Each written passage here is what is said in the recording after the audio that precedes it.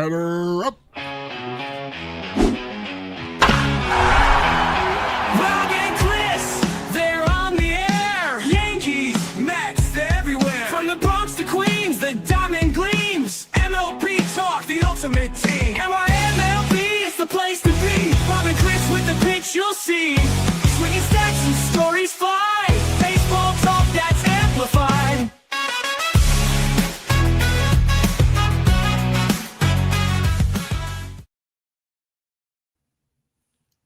And welcome to a new episode of NYMLB Talk with your hosts, Rob and Chris, as we cover the Mets, Yankees, and all of Major League Baseball. And remember, if you're on YouTube right now, hit that sub button. We'd appreciate it. And also, if you want, you can follow us on Twitter and also on TikTok at NYMLB Talk. And you can follow Rob at Armorosco. You can follow myself at CP7NY as well. Tonight, we got a special guest, returning guest, one of our favorite guests, Mr. Mickey Callaway, ex-Mets manager. What's going on? Yeah, thanks for having me. You're excited about this World Series. Good. Yeah, a little bit.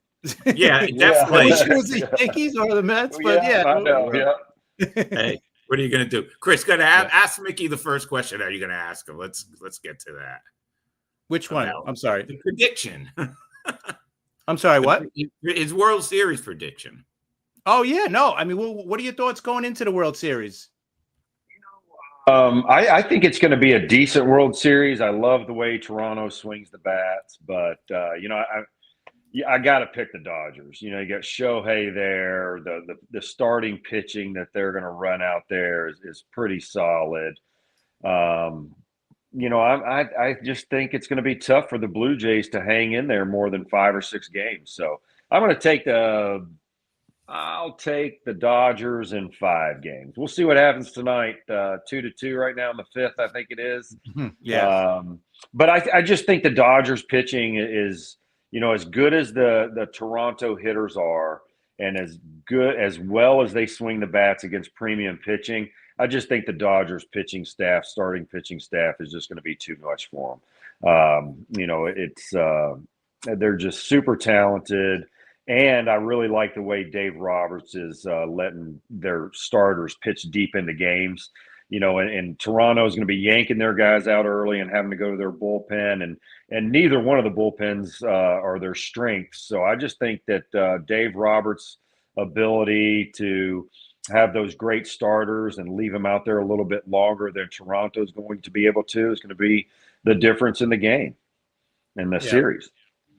Yeah, I agree with you. That pitching staff, especially now that they're healthy, it's just so tough. But listen, Toronto has had a great postseason. Right, Chris? Yeah. Listen, and Yesevich he's pitched really well today. I mean, he gave up 2 runs, but early on it could have got much worse, but he got out of those 2 innings that he had a couple of guys on base. He had bases loaded and 1 out, and he got out of that. Right. So that's pretty impressive for a kid that was in single A early this year. Yeah. I don't know if you guys saw that stat. They said his first pro game this year, his first pro game ever, that was this year in A-ball, there was 353 people there. Wow. And then he's pitching game 1 of the World Series, 44,000 people. So a little bit of a difference. But yeah, he did a great job of sticking in there and, putting up some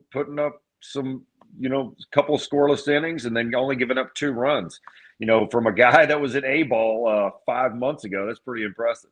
Yeah. It's so impressive. I mean, just watching that kid pitch, it's just amazing. He's calm and cool.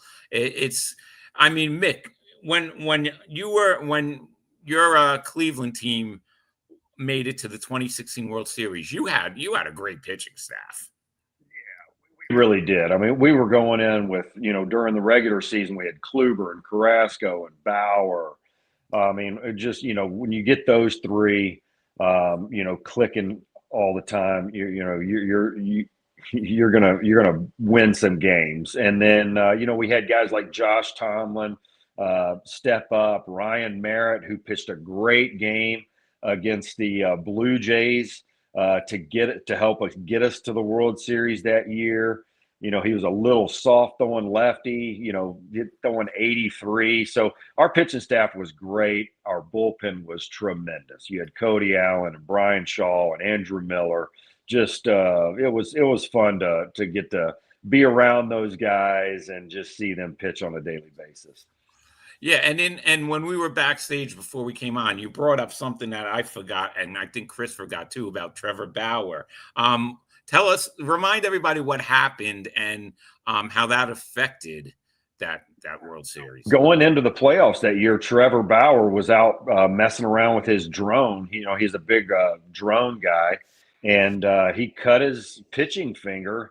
I think it was his index finger on his pitching hand. And it was just a nightmare. I mean, he needed, stitches and all that stuff. I don't know, how he ended up going out there and making some pitches for us. He tried to pitch in Toronto, and there was blood everywhere. And I think we ended up having to take him out because he just couldn't go any further. So that really hurt us going into the playoffs, and we missed him in the World Series. So. That was just an unfortunate accident right before a very important game or very important playoffs for us. Did any of the players say something to him like, dude, what are you doing? Yeah, I think most guys understood. Yeah, I think there was definitely a little bit of that, around. I think the fans were more like, what the hell are you doing? And the press was more on him than, because he was just doing his things he does the whole season. And, it's hard to blame a guy for accidentally cutting his hand. I've heard of guys, cutting their hand cooking and stuff like that. You can't predict what's going to happen while you're out there. So, but I think it was more the media and the fans were upset. True. Yeah, it's I told you guys before, the same thing happened with the Mets.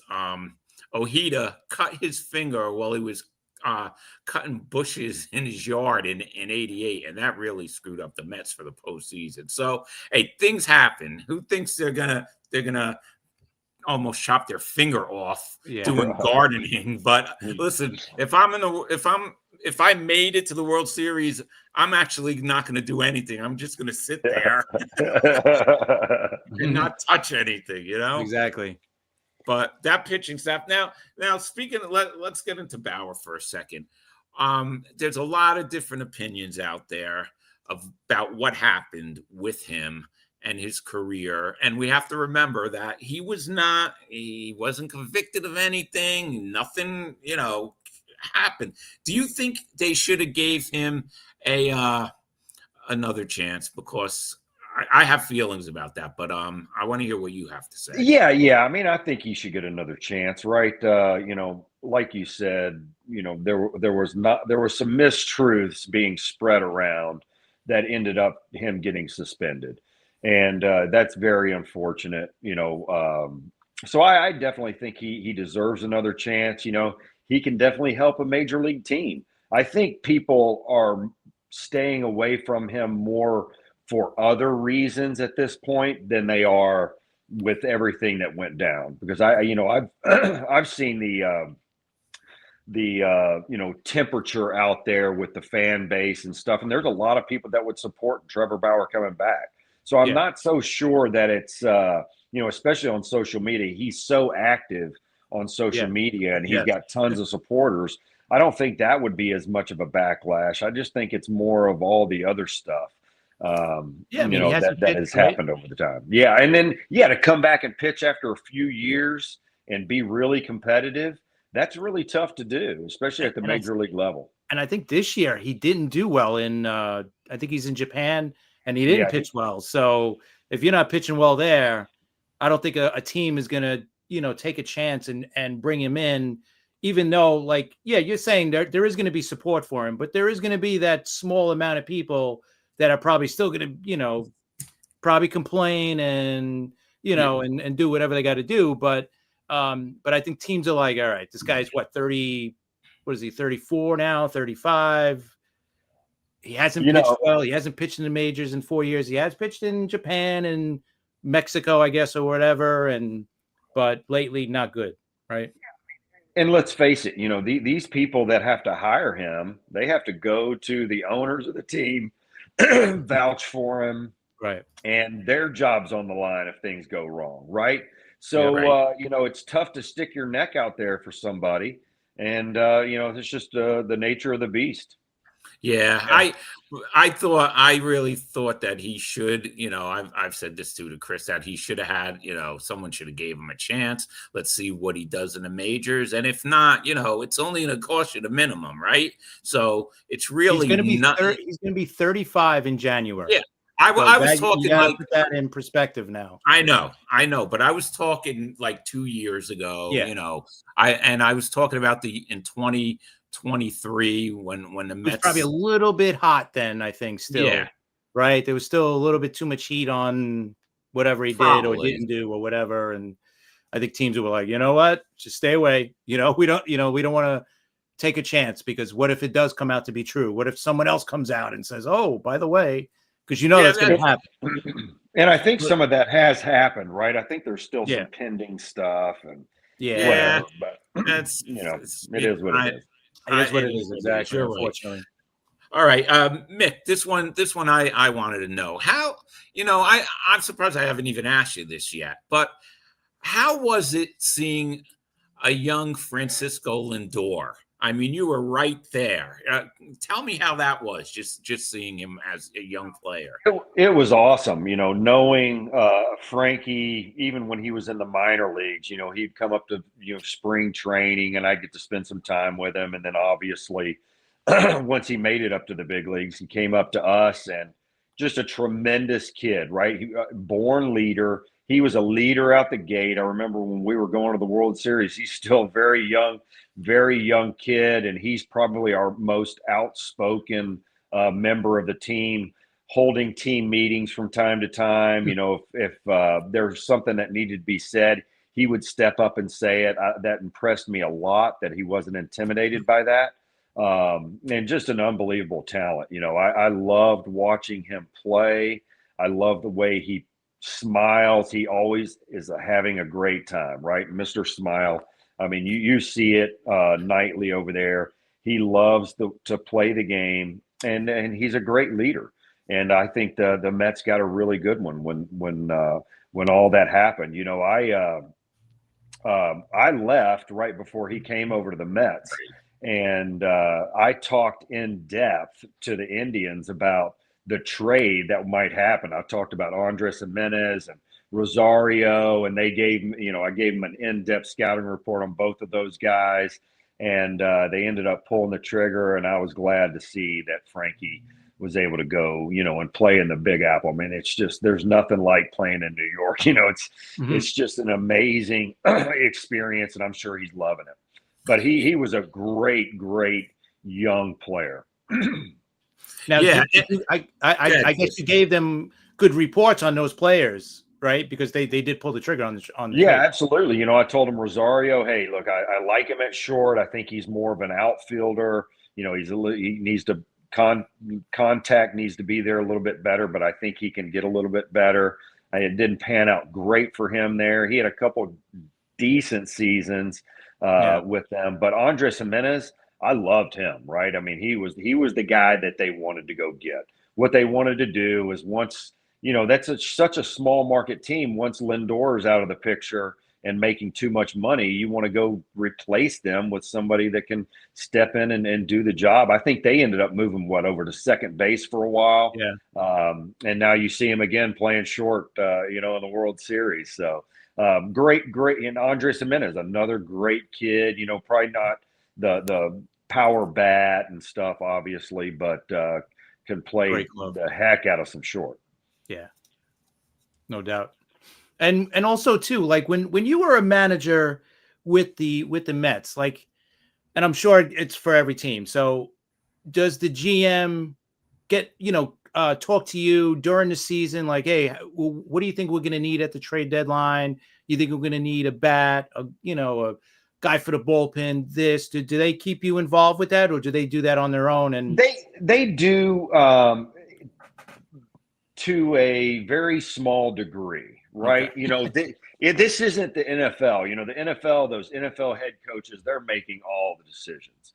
And I'm sure, Terry Francona somewhere probably Right, has right. more say than Mickey Callaway did in New York. But, they do it to a degree. But most of the time, a lot of that stuff is so hush hush. It's going on in the background. I mean, when we got Andrew Miller in 2016, right at the trade deadline, we didn't know it was going to happen until it happened. And then they came down and said, "Hey, we got Andrew Miller for you guys so we can make a run." We're like, hell yeah. Nice.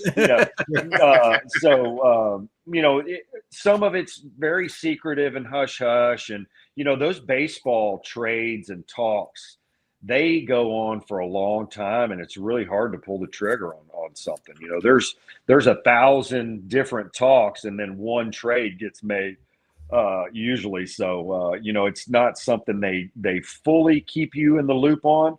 But they definitely will kind of mention, hey, what are some of our needs? What do you see, Brandon Nimmo doing next year? Is he really a center fielder? Does he need to move to right, left, whatever?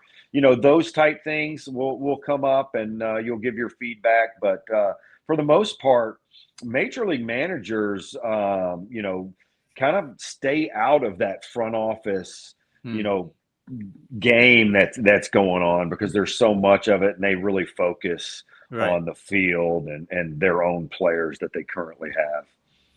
Yeah. Well, okay. So Mick, we went through last time how, you got hired by the Mets and you were on the train and all that stuff.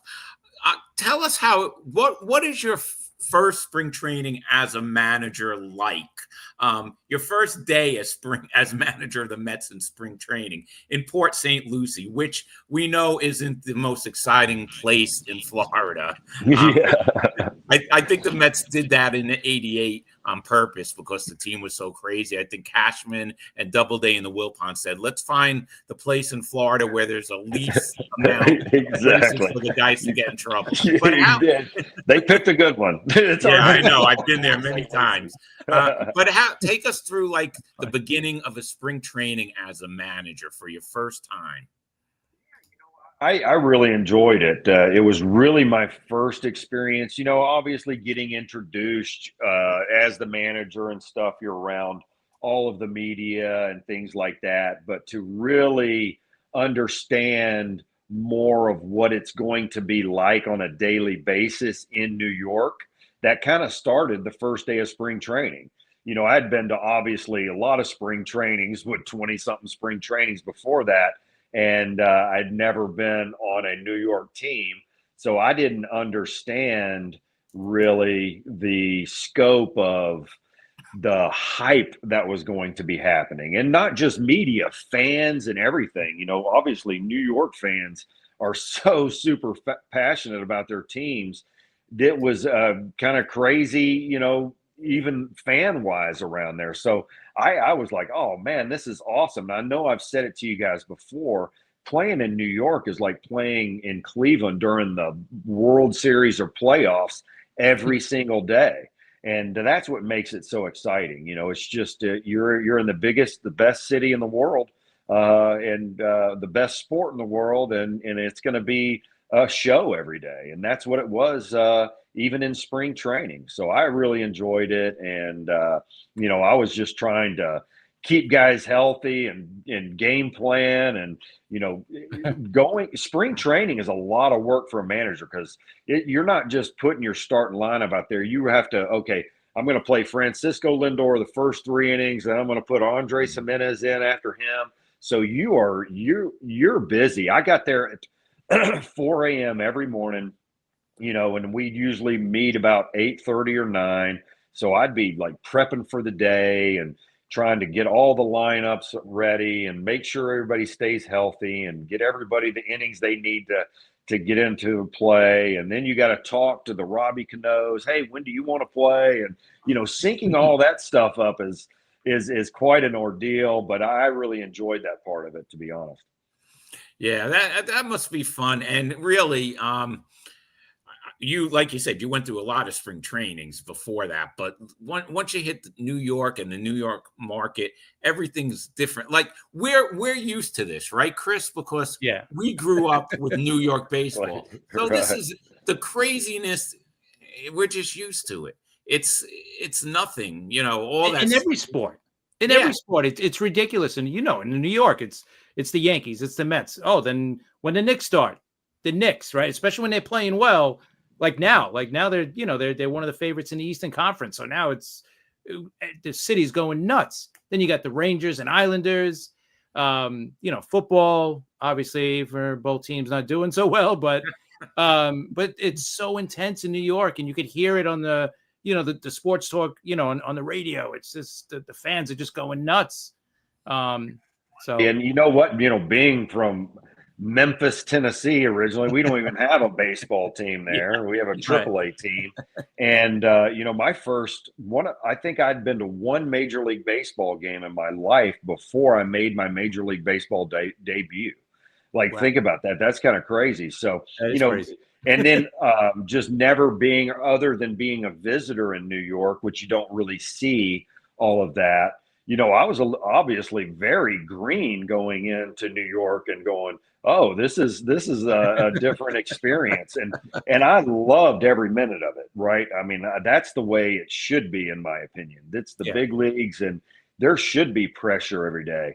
And, one of the things that really stood out to me is, we weren't doing great in spring training. Right. I wasn't even worried about winning games. I'm worried about getting guys ready and keeping them healthy.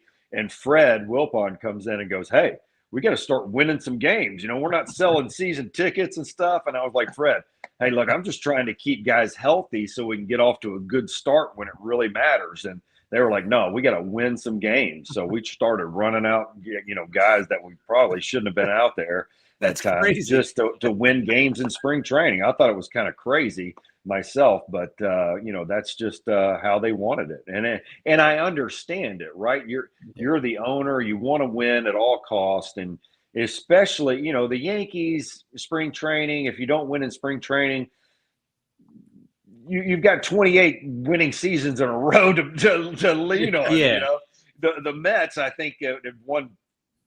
What, three winning seasons in the last 12 seasons when I got hired.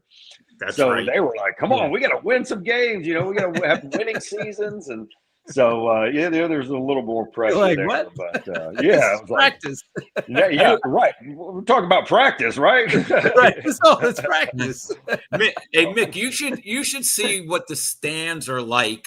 Well, and it used to when it first started for the Subway Series. You saw stuff from the field, what's going on. You should see the stands sometimes when people have too much to drink, right, Chris? In Subway Series games. Animal. That's New York, man. That's New York, and that's what we've seen. And trust me, if you just looked over once into the crowd, you'd probably see something crazy where you're like, It is. It's nuts. I'll do a Subway Series game with you guys sometime. That would be great. Because, Mick, that would be great. The things that I have seen in not only the Subway Series, when the Mets used to have the big rivalry against the Braves, okay, in like the late 90s.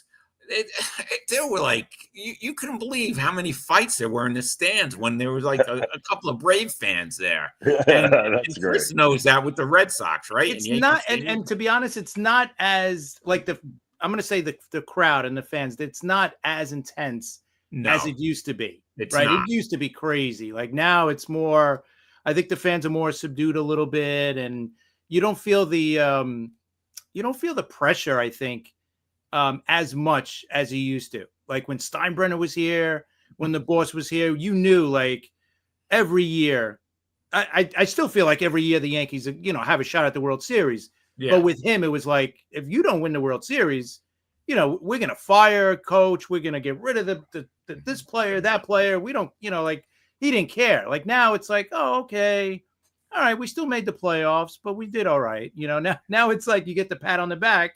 So it's a little different feel, but now the fans, I think, are starting to feel the frustration because, hey, wait a minute, we haven't won a World Series since 2009. For other teams, that's really not bad. right? Like, But for the yeah, we won Yankees, one. We won right? a Yeah. World Series. Woohoo! Hey, you were in Cleveland. How much? Yeah, I'll ask exactly. you that. Like, how much pressure did you feel when you were the pitching coach in Cleveland? Like, was there a lot of pressure for that team to win that year since they haven't won in whatever how many years it was? Not really. I think everybody was just happy we were there, Sweet. and hey, we made the playoffs. I think that's kind of how it goes for most Wow. teams. The Yankees are just a different animal. Yeah. Now the Dodgers are there. Like, if you guys don't win World Series every year, then it's kind of a failure. Yeah. I was happy Yeah. when we won 86 games with the Mets, and people were upset we didn't win a World Series. And I was like, damn, we would have some winning seasons first and build a culture to be able to do that, right? That's what Toronto has done. They built a culture. They could have easily fired this manager a few years ago when things weren't going great, but they knew that they had to stick with their leaders and continue to develop these young players, and then Yeah. you build something special. I think that's one thing that some of these teams, they get caught up in, oh, we're going to fire people and show people that, hey, we care. But you end up hurting your team because you keep on firing your managers every 2 years. I was so happy when they retained Carlos Mendoza because, hey, give the guy a chance to build Yes. culture. I had just felt like I'd started to get to really know the players after 2 years. And then you're gone, So, I think that there's something to be said about building a culture and trying to win games that way. Yeah. And that's what the Yankees do for the most Yeah. part, right? They Yeah. stick with some people, and you have to. You got to stick with your players and your coaches and trust them. You hired them for a reason. Give them a chance. Yeah, it would have been nice if the Mets gave you 2020, even though we know how messed up that season turned out from COVID. I mean, That was terrible. Chili Davis, your hitting coach that year in 2020, he didn't even show up to Citi Field. He did the hitting coaching by computer. Right? I remember talking to him during the season. I'm like, "What's up, Chili Dog?" He was like, "Dude, I'm just sitting at home, sitting in reports." That's great. Yeah, I'll never forget awesome. that. I like Chili Davis as the hitting coach. I know you liked him too, Mick. Great hitting coach, and the players loved him. Chili had some stuff going on that where if he would have gotten COVID, it could have really affected him. In a very bad way. So that's one of the reasons he stayed home that year. But he is one of the best hitting coaches I've ever been around.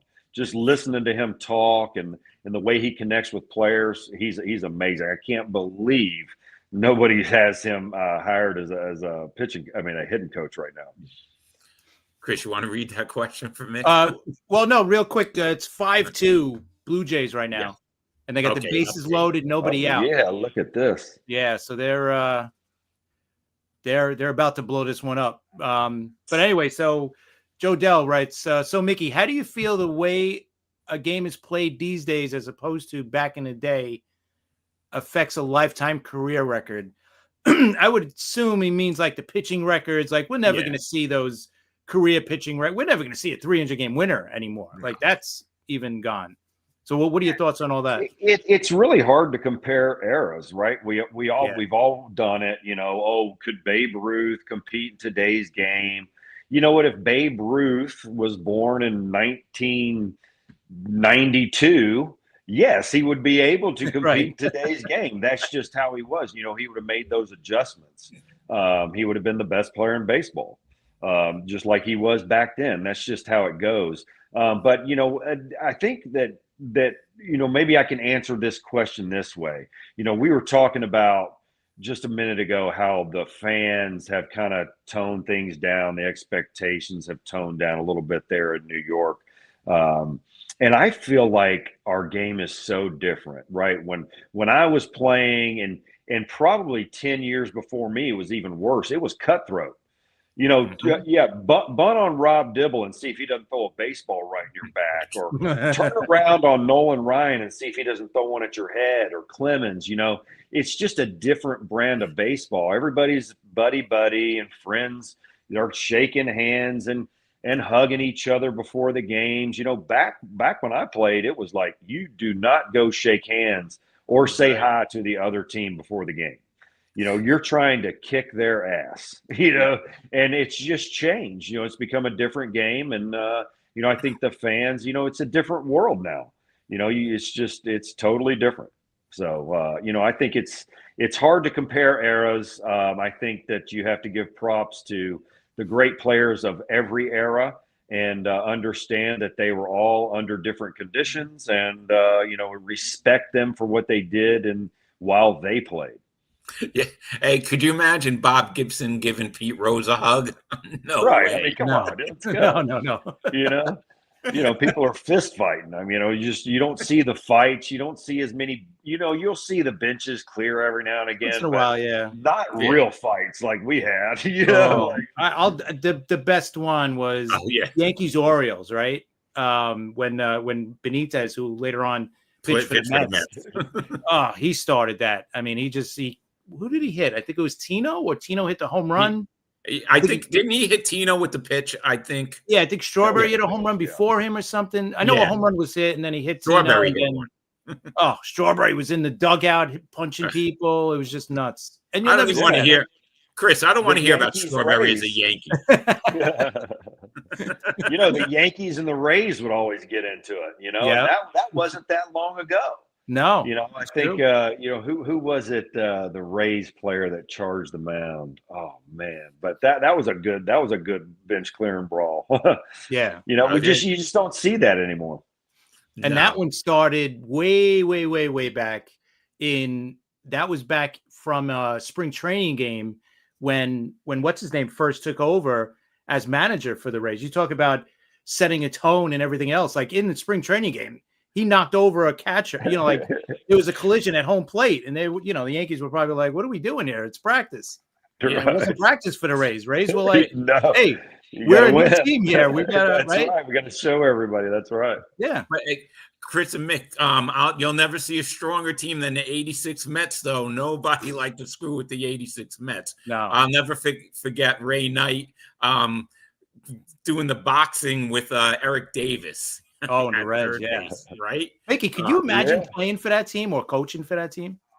That would have been awesome. I mean, and I got to know a few of those guys, obviously, when I was managing, and I've never heard of a team with such aura in my life than the '86 Mets. You just hear about it constantly, and it's kind of just it's just such a special thing for that organization.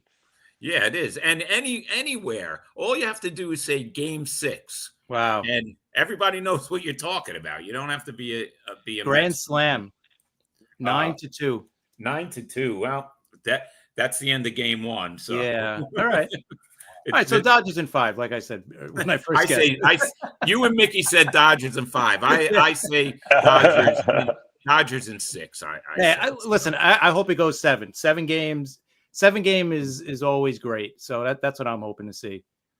Yeah, me too. I want those 7 games for sure. Yeah, everybody loves a Game 7. All right, Mick, I have a couple of questions. When we announced you were coming on Wednesday, they sent us in questions. So we took a couple of fun questions. First one is from Jason from New Jersey. He wants to know what your favorite baseball movie is. For sure. That's my favorite movie of all time is The Natural. Yeah. I mean, I love them all. I love Field of Dreams as well, but The Natural is definitely my favorite. Great. And another one from someone, I think he's from Brooklyn. He wants to know if you miss New York pizza. I love New York pizza. I miss all the food and just the amazing, just the atmospheres in the restaurant in New York. That was one of my favorite things, to get a night off and just go to a restaurant and just be able to sit there and eat some wonderful food. Did you spend any of the off season in New York? I stayed there throughout the year. Oh, you did? Okay. Yep. I stayed in my apartment. Now baseball is different. You have to be there, What were some of the other cities that you enjoyed, going out to eat and stuff other than New York? in the day, I love Seattle. I really, really love Seattle. I love San Francisco.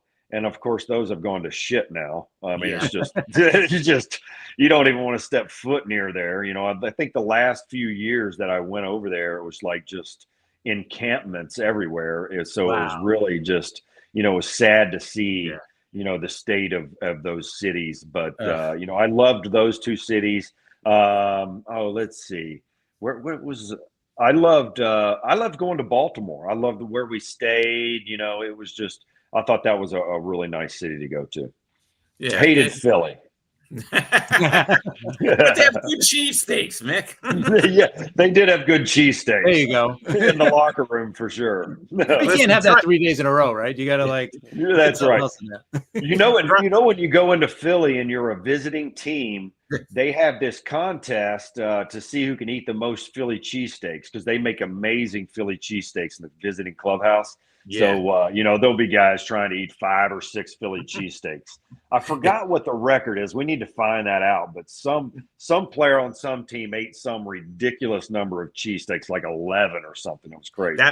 That is amazing. And I want to thank my cousin Sally for watching. I appreciate your comments. Philadelphia. Hey, Mick, try being a Met fan going to the Philly games wearing a Met shirt, T-shirt. Ooh, I can't even imagine. It's crazy. I have one more listener question. Okay, this is Tommy from Brooklyn wants to know, if you weren't a ball player, what profession do you think you would have gotten into? I went to college. I majored in criminal justice. I wanted to be in like the CIA or the FBI or Secret Service, something like that. So definitely some kind of law enforcement. I've just always had a passion for that. And, I think that would have been something I would have wanted to do. All right. Well, Chris, that's actually an interesting question, right? Was there ever a battery that got a batter, I guess, that got you to the point where you buzzed his helmet with a pitch? I don't know. You guys remember Lou Merloni? Yeah. Yes. The Red Sox. Yeah. I hit him in the head twice, and he charged the mound on me. So I wonder why. Yeah. And it wasn't intentional at all. But we had a good little wrestling match on the ground. I hit a lot of guys on purpose. That's just what we did back in the day. Yeah, it's part of the game. Your manager would come up to your pitching coach, hey, we need you to drill this guy, and you did it. And not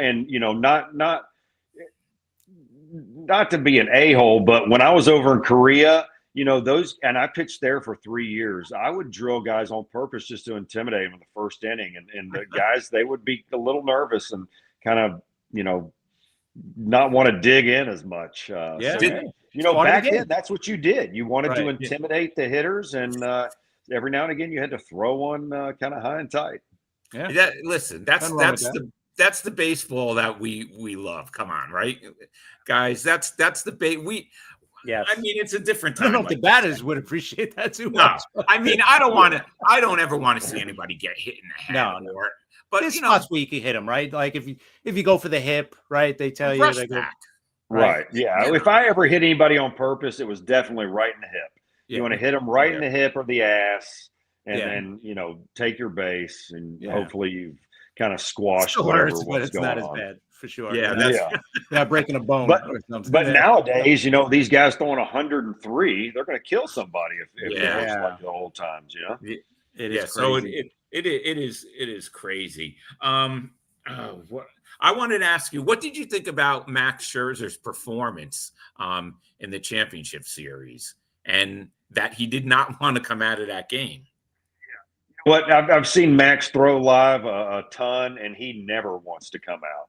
Right? I mean, he's never once wanted to come out of a game ever. He's just, I love the competitiveness in him, and I've always said this: if my starting pitcher is not mad at me for taking him out, I didn't want him in there pitching. Right? You want guys that get mad at the.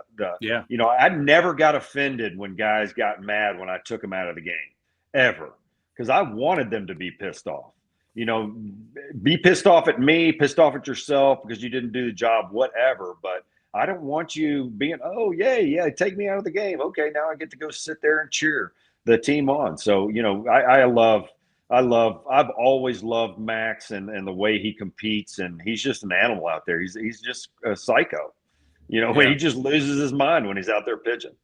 He is. Yeah, he's so focused. You could tell that guy is just, he wants to just, him and Kershaw, those two guys, they kind of feed off of that craziness. I've always stressed to my pitchers, hey, stay calm, keep your cool. But it seems like there's a few guys out there, Max and Kershaw, are two examples that they really feed off of being a little crazy out there and yelling. I don't know if you guys have seen Kershaw pitch live, but he's a maniac when he's out there. It's like, whoa, So I think that's just what makes those guys tick. The guy in the Marlins, the relief pitcher, he comes running out and he's punching himself in the face. Yeah, right. Like, I guess he's one of those guys. Helps. Yeah, they're adrenaline junkies. I guess so. I saw Mark the Bird Fidrick pitch. Okay, I saw him rub the mound. I saw him do all that crazy. He used to talk to the ball, right, or something. Yeah. Right. I saw him pitch. I saw him pitch at Yankee Stadium. The year, his great year, his rookie year. I think it was his rookie year. I know I saw him. I saw him once when I was a kid, and he was talking to the ball. He was playing with the dirt. He was yelling. It was so great. What was the guy that was on the relief pitcher from the Cardinals and the Royals? Al Hrabosky. Yes, the Mad Hungarian. Mad Hungarian. Yeah, he used to definitely talk to the ball. He'd stand behind the rubber and yell at the ball, I think. Yeah. Hey, Mick, did you ever get to have any conversations with Keith Hernandez? I got to talk with Keith quite a bit. Obviously, talking to him is like, just you feel so fortunate to get to talk to somebody that got to play the game the way he did. But great guy. I loved being around Keith. Yeah, he's just a lot of fun on the broadcast because he just goes off subject and he just talks about everything. When Ed Lynch comes on a week from Monday, I want to ask him. I was watching the Mets broadcast when they played the Diamondbacks, and Keith was off the next series, so he said, "I'm going to stay in Arizona and hang out with my friend Ed Lynch for a couple of days." I want to ask Ed how that went. That's cool. Yeah, hanging out with Mick. I was reading something. 11-2 now. Yeah, that's. I guess this game's done. But I was reading something, or I watched. It was about Joe Torre. He said he the one thing he ever regretted as manager was not pulling the Yankees off the field during that Midges game at Cleveland. Okay. So I wanted to ask you two questions. Number one, the easy one. Did you ever deal with the Midges at all, coaching out there in Cleveland or visiting? Number one. And number two, did you have any regrets as manager? Any decisions on the field, taking a guy out too quick, leaving him out, or not pinch hitting, something that still you still think about it, other than obviously the World Series? I know you spoke about that already. I never really got the midges there when I was in Cleveland as a visitor or a coach there. Just never, for whatever reason, it just never got as bad as it did that time. I think it was Carmona that was pitching that time where I saw, remember, I think it was Carmona, or Hernandez. I think he had two names or whatever because he got busted. Oh, right. Remember? Yes. Yeah, right. Ramon? That guy. But I think I remember seeing him, pitching and all those midges around him. But I never experienced that in Cleveland. And, to answer your second question, absolutely, right? I was a rookie manager. I was still, and being in the National League for the first time, I was learning something every day. So there was a decision a night that I wish I would have made different. And I think everybody's like that, right? You make decisions, they don't work out, you learn from them, and you try to improve the next time. And that's how you build experience, and some people are lucky enough to get enough experience to where, like Joe Torre, you can pick out maybe one that I'm sure he had tons of them when he was Right. younger, and then he ended up being a Hall of Fame manager or whatever, and you kind of forget about those. Yeah, I was probably my biggest critic on the decisions I made. And I in the moment I made them for the right reasons. Right. But then you go reevaluate and you continue to learn and you build that database of baseball knowledge and you try to make better decisions. Plus, you had such a you had a great pitching staff. You really did. I mean, no matter what happened, not making the postseason, that pitching staff was awesome. Yeah. Really did. It was just fun watching those guys. I think I told the story the last time I was on here, watching those guys all hit 100 with their fastball and 94 with their sliders. 3 guys in a row. That's just insane. So the pitching staff was fun to watch, and you know what? And we used them. I think my dad and I were talking about that. We let our starters go. I think we were like probably led the league in starter innings or so. And, that was the same way when we were in Cleveland. That's just something that I really believe in. I tried to build those starters up to where they could pitch deep into games, and Tito trusted them. And I trusted those guys in New York for the most part. Yeah, you had even in Cleveland, you had a great pitching staff too. I'll tell you, you really So did you had some let me good ask you something, teams. Mickey. Did you go against, like, all the analytics probably told you, all right, when they reach 100 pitches, or if you get to the third time around in the order, all right, bring in XYZ. Like, did you go against the analytics, or were they okay with you doing it that way? Like, because I could see, like, with the Yankees, they Yeah, pick when it comes down to starting pitchers versus Otani just hit a homer. When it comes to starting pitchers versus bringing in relievers, it was pretty easy for me in New York in that regard because our starters were better than our middle relievers, right? Yeah. right. I mean, let's just face it. You're not going to take DeGrom out after 85 pitches because he went 5 innings Right. and put, whoever in, Right. Tyler Bachelor. You're just not going to do it. So, it was kind of easy for me there. And, I think that it's not – I tried to layer in as much of my knowledge as – the thing about analytics is it doesn't take into account the person, the player, his emotional status, what has he done this week, how's he feeling. That's the one thing about managers' decisions that I'll never really question another manager's decisions, because the manager is the only person that knows everything, right? They know the stats, they know the analytics, they know the person, they've talked to him, the pitching coach has filled him in on how his bullpen was, how's he feeling in between. And the manager's really the only one that knows all of that information, and they're making decisions based on that stuff. But I love the analytics to a point, and I use them. But you also have to take into account the person and the player, right? Mhm. How does he thrive in these big moments? Is it better to just go ahead and get him out? Is it better to leave him in? How does our reliever perform with bases loaded? Mhm. All these different things come into account when you're trying to make these decisions. And you have to use all of the information equally, in my opinion. And I think that's what great managers do. Yeah, definitely. Now, okay, Mick, you're named GM of the New York Mets, okay? And you have a decision to make about Alonso. We know how much you love Pete, but this is a baseball decision. Pete wants 7 years, okay?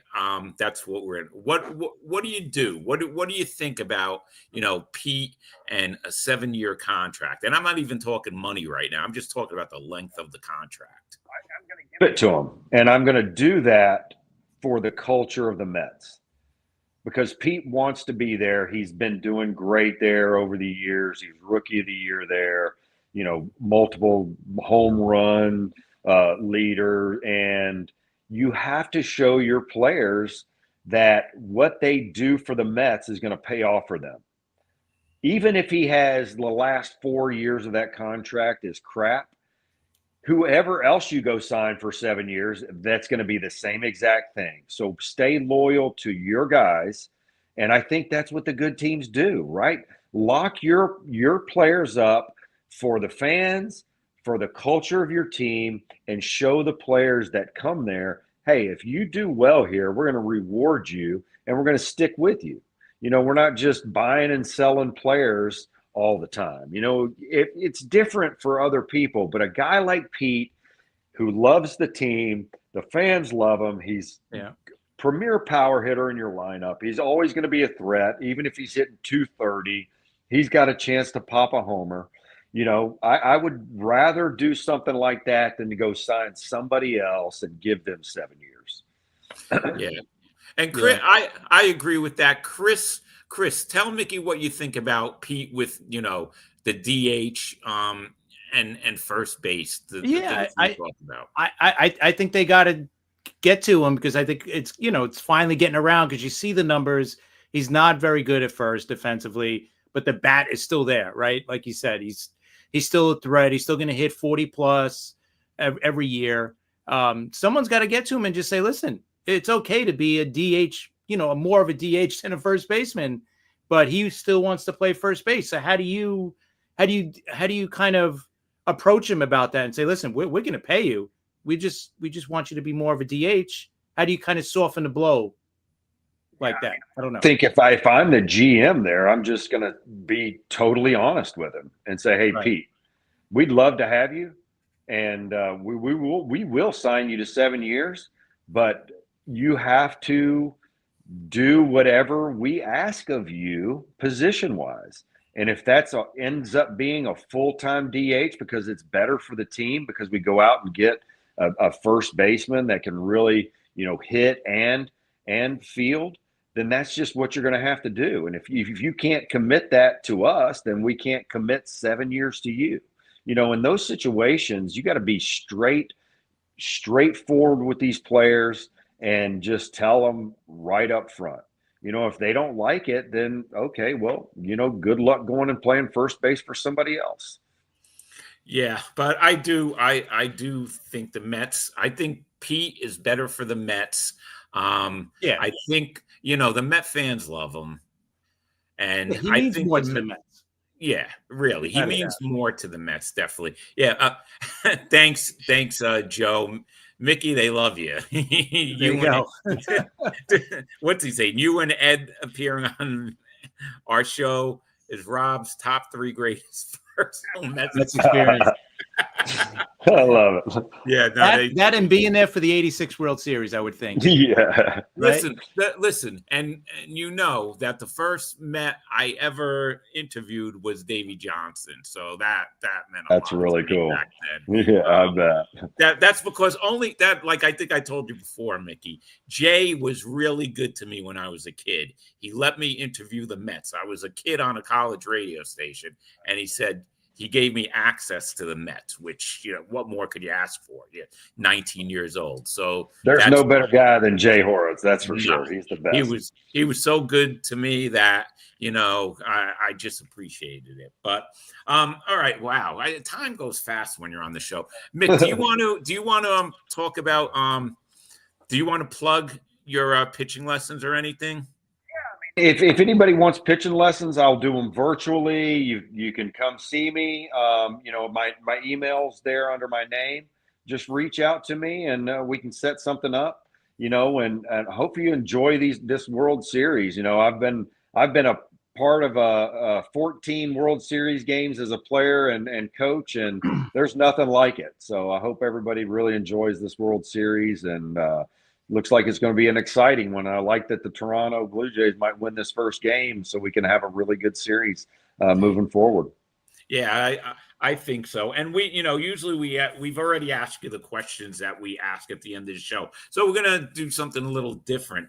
What do you think now your old team, pitching coach, the Indians, now the Guardians, which I really Terrible.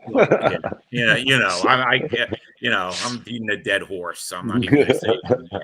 What do you think about this gambling stuff that's going on, and with the NBA too? I mean, it's crazy. It's interesting. I think that we invited gambling in, right? We're putting it. I think they're they've kind of given the green light to make money off of the gambling, and I think that some of the players and it seems like some of the coaches now are trying to take advantage of some of that. It's so much easier to do, right? They have all these DraftKings and stuff like that, and I think they're even talking about putting some betting stations or whatever inside the Major League Baseball stadiums. So it's something that's like, well, you got to be careful with what you ask for, because some bad things might happen, and people try to take advantage of those types of situations. But I don't know what's going on with those guys in those first pitches in Cleveland. I've seen some of the videos that people post, and it is kind of crazy. I mean, they're bouncing first pitches like 40 feet in front of home plate, And what I don't understand is it's Emmanuel Clase. I mean, this is like the premier closer in the league. Like, what are you doing? Right? It's mind-boggling. I could understand. I guess they just thought they could get away with it if that's what they were doing.